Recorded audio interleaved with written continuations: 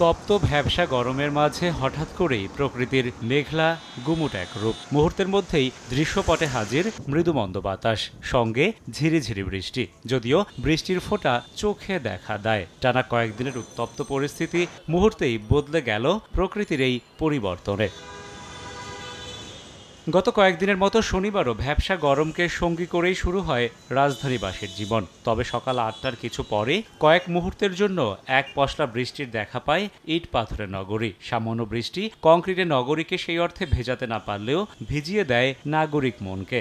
উত্তাপের নগরীতে ফিরে আসে প্রশান্তির ছটা। গত কয়েকদিন খুবই ভয়াবহ অবস্থা ছিল, মানুষের জীবনযাত্রা অসহনীয় পর্যায়ে চলে গিয়েছিল। সকালতে একটু বৃষ্টি আছে, হালকা পাতলা, কিন্তু আজকে একটু ভালো লাগতেছে। আজকে আকাশ মেঘলা, ছায়া আছে। যারা আসলে রাস্তায় আমরা যারা কাজ করি, আমাদের জন্য অবশ্যই স্বস্তির বিষয়। প্রকৃতির হঠাৎ এই পরিবর্তনে সব থেকে খুশি খেটে খাওয়া কর্মজীবী মানুষ।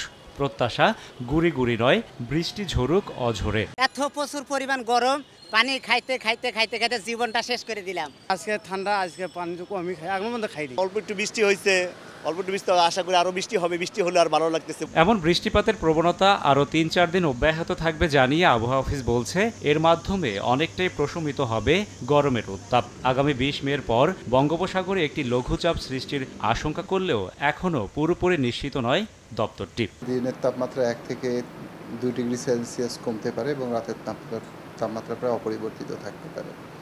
আর যে বিদ্যমান যে তাপপ্রবাহ, এটা বৃষ্টিপাতের বৃদ্ধির সাথে সাথেই বিভিন্ন এলাকা থেকে প্রশমিত হবে। সামনে আরও কয়েকটি হিটওয়েভ আসতে পারে, তবে কোনোটি আর আগের মতো দীর্ঘস্থায়ী হবে না বলে সুখবর দিচ্ছে আবহাওয়া অফিস। রাশেদ বাপ্পি, সময় সংবাদ, ঢাকা।